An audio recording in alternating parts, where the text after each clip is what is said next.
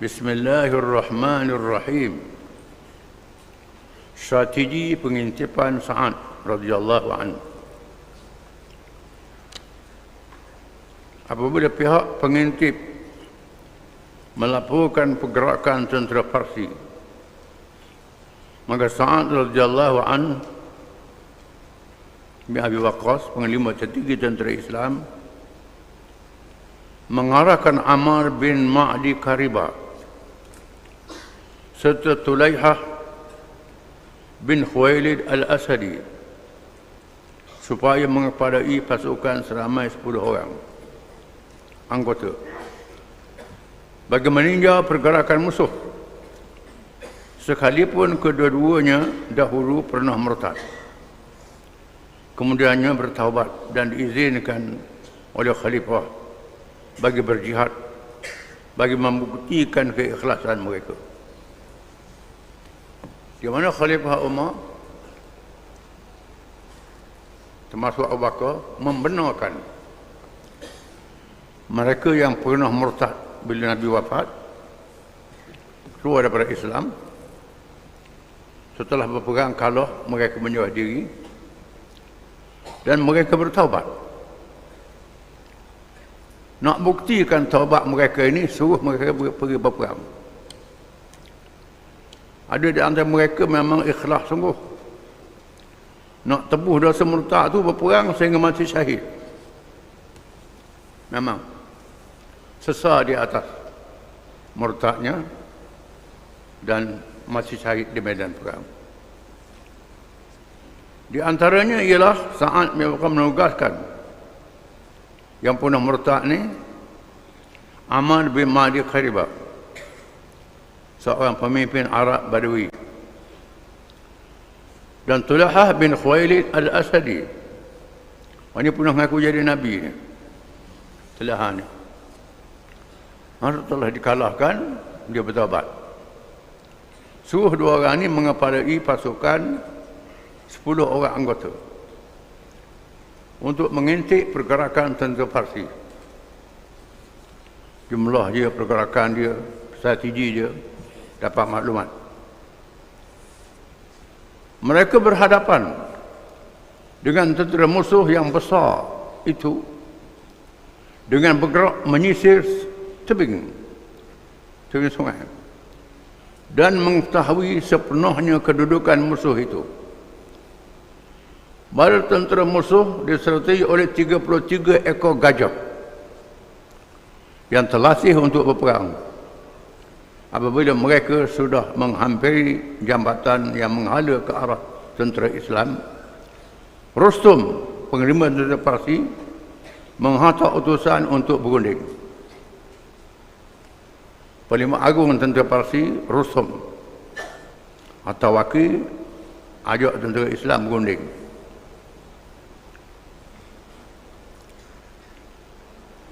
Sa'ad radhiyallahu anhu terus bertindak menghantar utusannya, Rub'i bin Amir. Sa'ad hantar utusannya nama Rub'i bin Amir. Jadi utusan berjumpa dengan panglima tertinggi tentera Parsi, Rustum. Beliau tiba di khemah Rustum yang dihampa dengan permedani, sedang Rustum berada di atas singgasana yang disaluti dengan perhiasan keemasan dan bantal yang bersalut benang emas. Parsi ini kuasa besar dunia. Panglima dia duduk dalam khemah besar, dihampa dengan pemadani dengan bunga emasnya dan bantal yang bersalut dengan benang emas, menunjukkan kemegahannya. Kuasa besar dunia. Rub'i terus masuk dengan menaiki kudanya. Rub'i terus masuk dalam khemah kuda-kuda sekali. Tunjuk samsing dia dulu. Ini berani ini. Bukan seberangan ni. Terus masuk ke kuda-kuda, lalu memijak permadani. Nyajijak permadani dengan kuda dia. Pada masa yang sama beliau menyandang pedang yang bersaung cebisan kain buruk, bawa pedang, sarung kain buruk je. Sarung kain buruk, kawan ni dengan emas, dan tombak juga diikat dengan kain buruk. Beliau turun dari kudanya dan mengikat tali kudanya pada bantal yang berhias itu.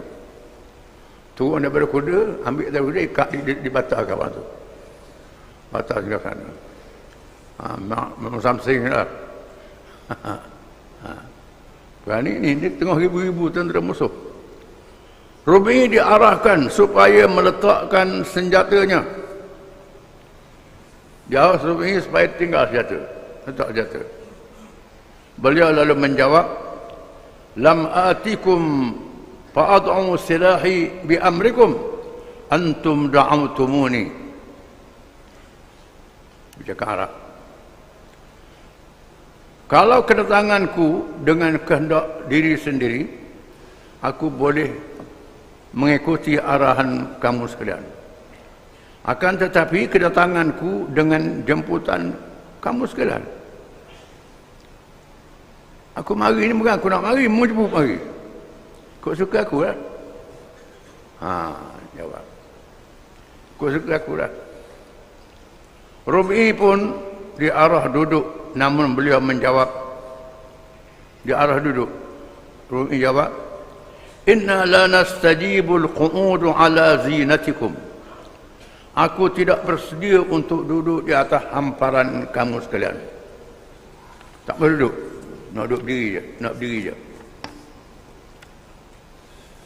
Beliau terus berdiri dengan tongkatnya mata tombak yang dipacok di atas hamparan sehingga merosokkannya. Dia berdiri, tukar dengan tombak dia pula. Mata ada ke bawah. Habis dia kaca medan ni orang. Tombak tu tajam. Rustum terus bertanya, ma ja'a bikum, apakah tujuan kalian datang kemari? Apa tujuan memari negeri kami ni? Mari nak perang ni tujuan apa?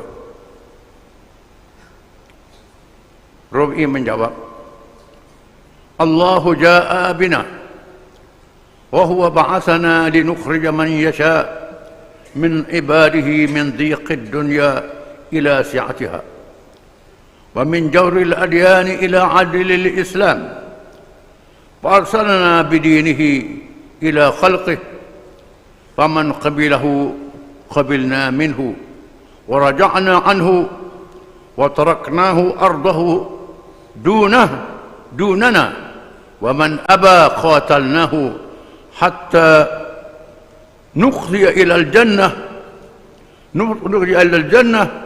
abil zafar. Allah yang membawa kami ke sini. Allah yang suruh kami mari sini untuk menyelamatkan sesiapa yang mahu tanpa paksaan daripada mengabdikan diri kepada hamba-hamba dengan hanya mengabdikan diri kepada Allah. Ayat masuk Islam. Daripada sembah hamba, sembah makhluk, sembah Allah Ta'ala saja.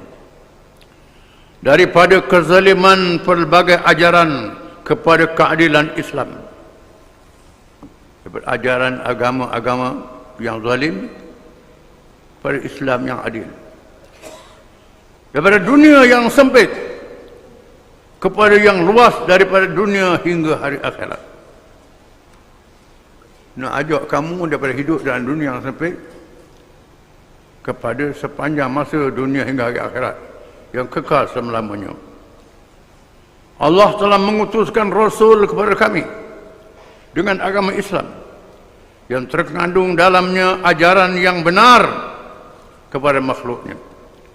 Sesiapa yang menerimanya, maka sedia menerimanya dan biarkan dia.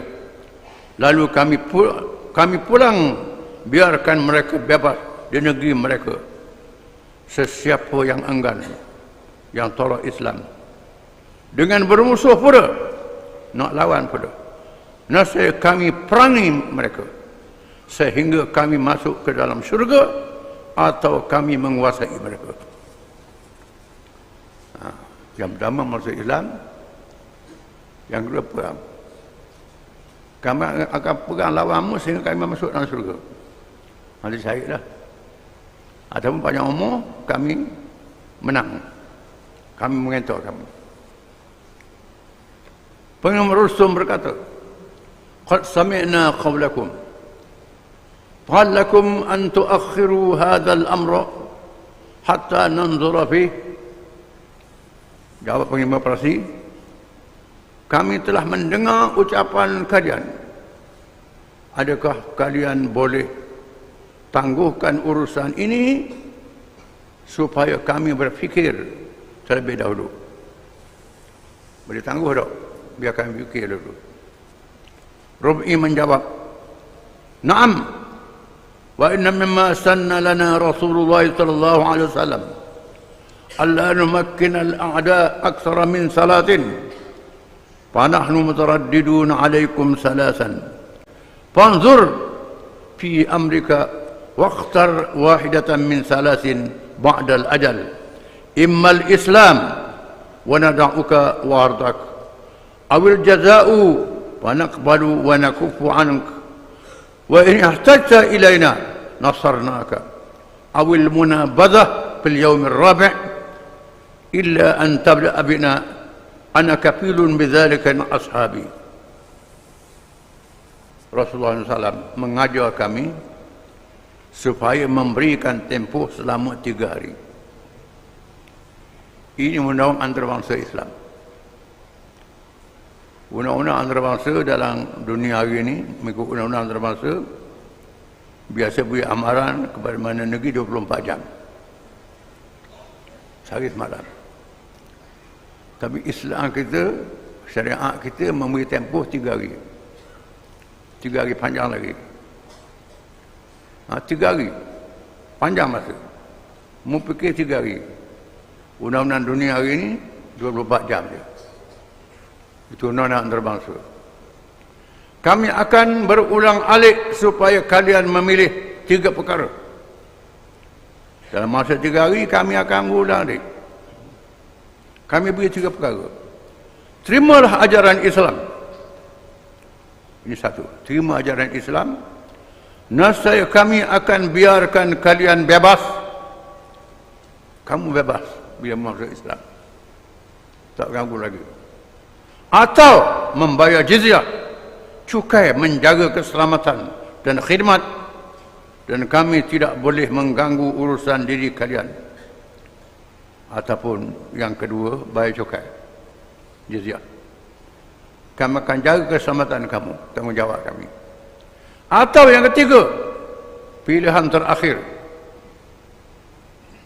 Pilihan terakhir ialah berperang. Berperang.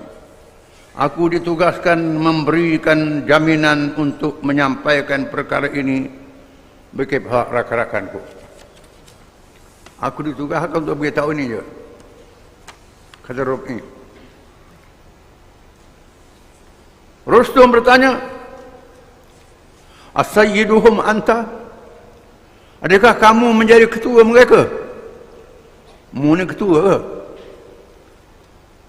Pengimam Presidennya Rub'i, "Awak ni ketua je."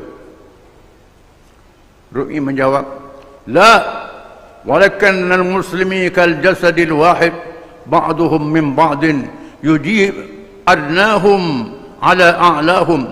Tidak. Akan tetapi orang-orang Islam itu laksana jasad yang satu.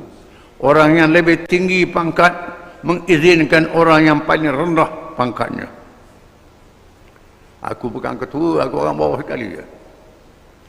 Tapi orang Islam sama. Orang pada tinggi pangkat boleh izin orang pangkat bawah beritahu. Ni. Pengimam Rustum memperkecil ucapan Rub'i bin Amir di hadapan pengikutnya. Kalau beliau merasa gerun dengan kehebatannya. Dia pun tunjuklah kekuatan dia, sangat dia kuat. Kuat betul. Nak suruh Rub'i ini takut. Pada hari yang kedua, Sa'ad dia menghantar Huzaifah bin Mihsan al-Ghalfani atau orang lain pula. Ayat yang kedua. Ini baikkan lagi. Ayat yang kedua ni. Menjadi ususan bagi menemui penglima Rustum. Huzaifah menyampaikan mesej yang sama. Mesejnya sama aja. Pilih 3 perkara. Sama ada kamu masuk Islam ataupun menyerah kalah. Duduk berkeadaan Islam. Kamu bayar cukai, akan menjaga keselamatan. Yang ketiga, perang. Rustum berkata, Ma ja'a bika walam yaji al-awwal. Nampaknya tiada perbezaan dengan orang yang pertama. Serupa Muhammad juga, kata Rustum. Serupa Muhammad juga. Sama. Huzaifah menjawab, Inna amirana yuhibbu an ya'dila bainana fi syiddati wal rakha. Wahadihi naubati. Ketua kami sentiasa berlaku adil terhadap kami ketika menghadapi kesusahan berperang, dan pada masa aman, hari ini giliranku, kata dia. Giliranku. Rustum bertanya, awal muada'atu ila yaumin ma? Sehingga bilakah janji kita untuk bertemu? Nak temu bila pula? Lepas mu bila pula? Dia buat main. Huzaifah menjawab, Naam, salasan min amsi. 3 hari termasuk hari kemarin. Kami kata 3 hari lah. Kemarin sehari dah. Ini kedua, esok aku akan tarik wakil. Seterusnya pada hari yang ketiga, Sa'ad radhiyallahu anhu mengutuskan Al-Mughirah bin Syu'bah atau Al-Mughirah bin Syu'bah. Mughirah ni memang terkenal dengan pintar. Seorang yang cerdik, yang pintar, yang pandai, ahli peperangan, yang licik. Mughirah bin Syu'bah. Beliau tiba di khemah penglima Rustum dengan terus duduk di atas singgah sananya yang berhias itu. Siapa-siapa duduk sekali atas singgah sana. Ini baikkan lagi. Duduk canguk, duduk celah, di kursi sama. Berani ni, berani ni. Lalu beliau berseret turun ke bawah. Heret orang. Orang heret. Berani tengok ribu-ribu tentera musuh. Bukan salah orang ni. Heret pak turun bawah. Al-Mughirah berkata, Qad kanat tablughuna ankumul ahlam wala ara qauman asfahu minkum inna ma'sal al-arab la nasta'bidu ba'dana ba'dan fadhanantu annakum tuwasuna qaumakum kama natawasa fakan ahsana min alladhi sana'tum an tudbiruni anna ba'dakum arbabu ba'din fa in hadha al-amra la yastaqibu bikum wa la yasna'u ahada wa inni lam atikum walakin da'awtumuni al-yawm alimtu annakum mughallabun wa anna malikan la yaqumu ala hadhihi al-sirah wala ala hadhihi al-uqul. Mereka kata, kami tahu bahawa kalian ini terlalu berangan-angan dan tiada kaum yang kami kenali sangat bodoh kecuali kalian. Dalam dunia ni kami tengok kamu buat bodoh sekali. Kata bodoh tu. Dalam ajaran Islam, kami tidak memperhambakan antara satu sama lain. Kami menyangka kalian sama seperti kami. Tetapi sebenarnya tidak. Sepatutnya kalian memberitahu terlebih dahulu kepadaku bahawa kalian bertuhankan sesama kalian. Perkara ini adalah salah dan tidak dibuat oleh sesiapa pun. Sesungguhnya aku bukan datang bertemu dengan secara sukarela, melainkan kerana dijemput oleh kalian. Hari ini aku sudah ketahui bahawa kalian telah tewas. Nampak ilmu kalah dah. Seorang raja tidak boleh berperangai dan berfikir begitu. Seorang raja tidak berperangai dan tidak berfikir begitu. Patutnya begitu. Ini cerita Ahmadinejad, Presiden Iran. Dia pergi ke mereka, Mereka atur satu majlis dalam dewan, nak suruh dia ceramah. Dia masuk dalam majlis tu, orang mereka sorok, bu jua.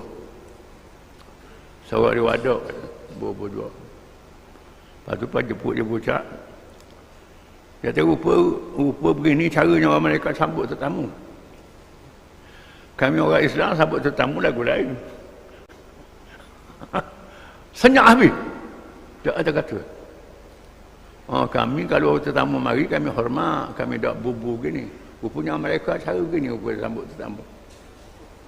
Sambut je. Ni ginilah. Ini ada izzah, kata ada izzah. Ada banyak keperkasaan. Tiba-tiba dalam kalangan orang-orang Parsi itu ada yang bercakap sesama mereka.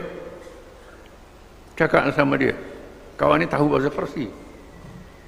Wallahi laqad rama bikalamin la tazalu abiduna yanza'u ilaih khatalallahu awwalina hina kanu yusaghirun amra hadhihi al-ummah.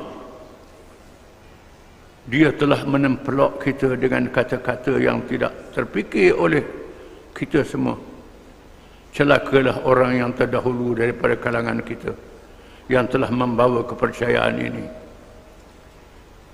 Dia bisik sama dia, memang hebat ni orang ni.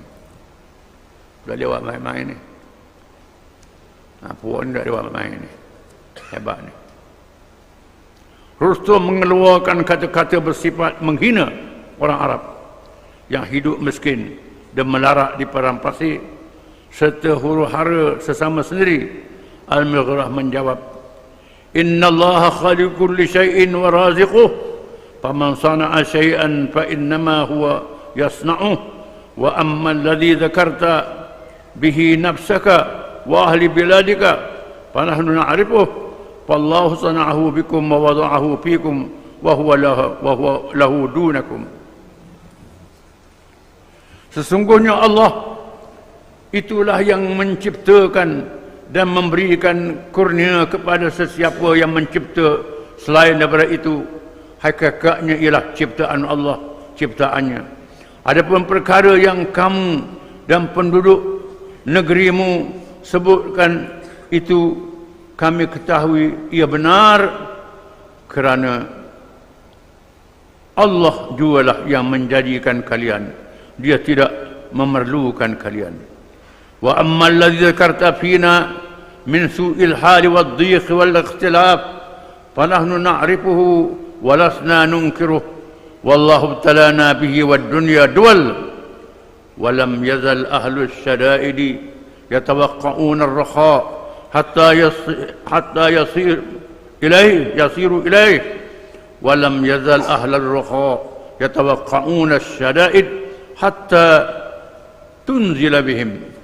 Begitu juga apa yang kalian nyatakan tentang keburukan dan kesempitan hidup kami, itu semuanya benar berlaku dan kami tidak menafikannya. Akan tetapi kami sedar ia merupakan ujian Allah dan dunia ini sentiasa berubah. Kepayahan itu tidak selama-lamanya dan akan berubah menjadi kesenangan sentiasa. Begitu juga kesenangan itu tidak akan selamanya, sehinggalah kesusahan itu dihadapi olehnya. Disyarah pula ke Rasul. Walau syakartum ma atakumullahu lakana syukrukum yuqassiru amma utitum wa aslamakum dha'fu syukri ila taghayyuril hal. Walau kunna fi mabtalaina bihi ahli kufrin lakana azim mabtalaina bihi mustajriban min Allahi rahmah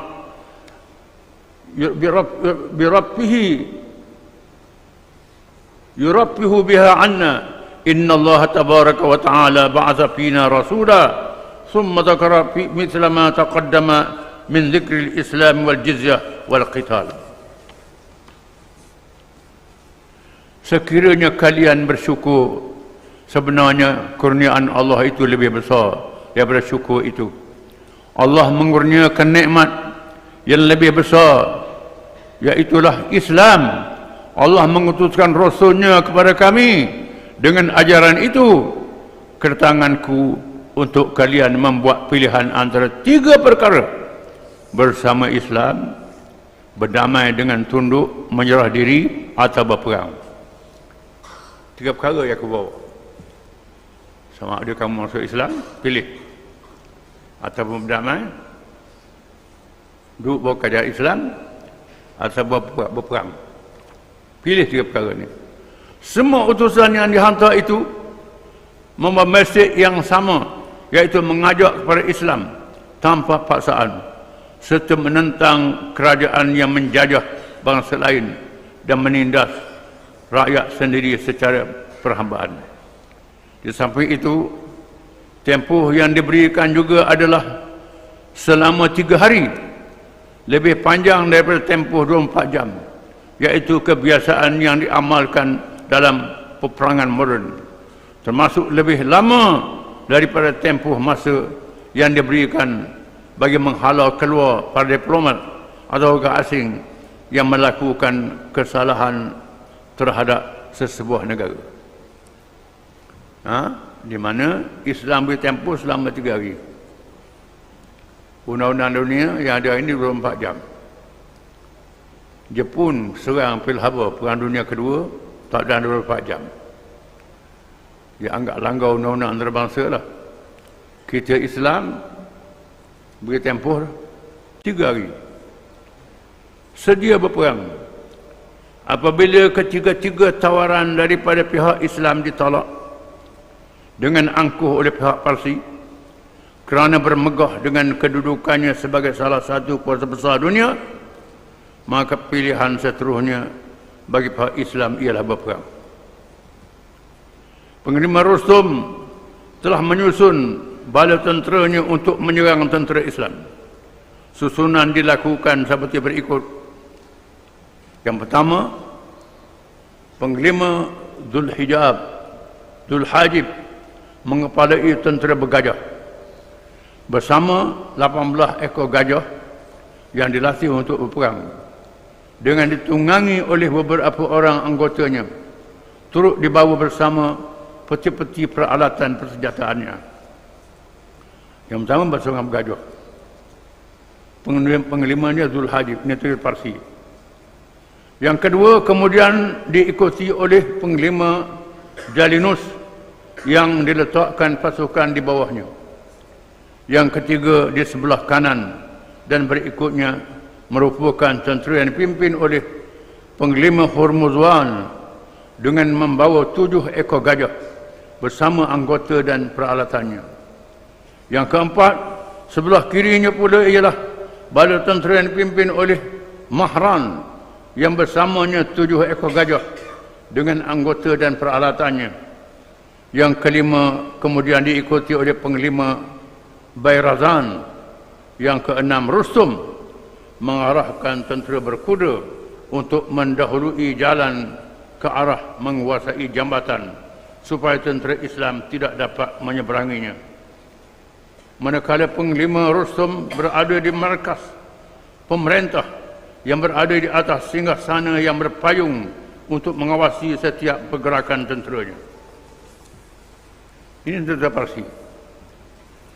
Sa'ad Abu Bakar radhiyallahu anhu pula menyusun kedudukan bala tentera Islam seperti berikut. Pasukan hadapan dikepalai oleh Zuhrah bin Al-Hawiyah. Sayap kanannya dikepalai oleh Abdullah bin Al-Mu'tam. Sayap kirinya oleh Syurahbil bin Asmat Al-Kindi dengan dibantu oleh Khalid bin Urfuta. Pasukan belakangnya oleh Asim bin Amr. Pasukan peninjau oleh Sawad bin Malik Al-Tamimi. Tentera berjalan kaki oleh Hammal bin Malik Al-Asadi. Tentera berkuda oleh Salman bin Rabi'ah Al-Bahili. Tentera pengangkut oleh Abdullah bin Rizsahmain. Manakala hakim mahkamah tentera pula dilantik Abdul Rahman bin Rabi'ah Al-Bahili. Ada hakim mahkamah tentera. Urusan pentadbirannya Ini kalau tentera buat salah, cara dengan hakim. Disiplin. Putusan pentadbirannya daripada diurus oleh Ziyad bin Abu Sufyan, dan urusan penerangan dan dakwah diserahkan kepada Salman Al-Farisi radhiyallahu anhu, sahabat yang asal daripada Parsi, jadi ketua penerangan. Sahabat Abi Waqqas menyampaikan pidato, memberikan semangat dengan membaca firman Allah Ta'ala, وَلَقَدْ كَتَبْنَا فِي الزَّبُورِ مِنْ بَعْدِ الذِّكْرِ أَنَّ الْأَرْضَ يَرِثُهَا عِبَادِيَ الصَّالِحُونَ. Dibaca ayat Quran, Sahabat Waqqas bersyarah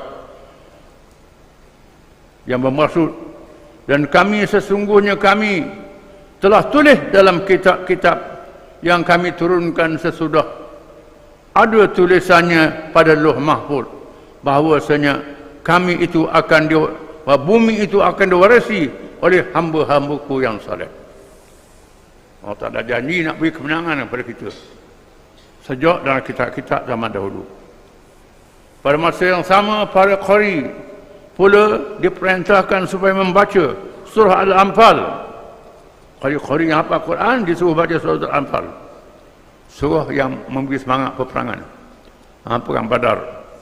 Sa'ad radhiyallahu an mengarahkan bala tentera supaya mara ke hadapan setelah mendengar 4 kali takbir, dan meminta supaya mereka berzikir dengan menyebut la hawla la quwata illa billah. Ini syiar. Suruh zikir la hawla la quwata billah. La hawla la quwata illa billah, itu saja. Zikirnya pendeknya. Ajar panjang-panjang dah ingat pula.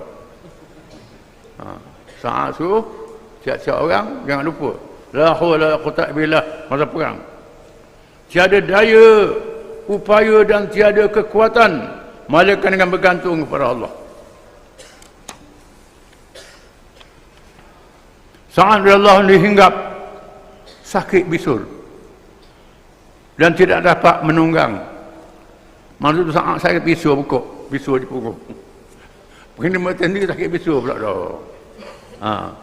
Terpaksa meniarap, berlapikkan bantal dengan berada di atas pentas yang didirikan untuknya bagi mengawasi setiap pergerakan tentera Islam.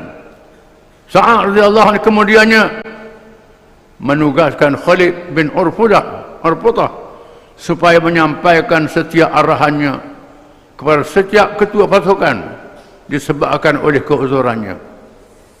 Duduk menegak dia. Duduk menegak atas bata. Dia arah Khalid bin Urfudah menyampaikan arahan kepada pasukan-pasukan dia. Pasukan ni serang, pasukan ni serang pula arahan. Sewaktu peperangan berlangsung, khidmat hospital di medan disediakan dengan para tabib, manakala para muslimat ditugaskan menjadi jururawatnya. Muslimat jadi jururawat. Jururawat ada dalam Islam.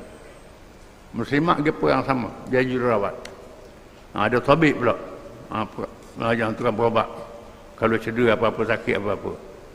Wallahu a'lam. Peperangan Al-Qadisiyah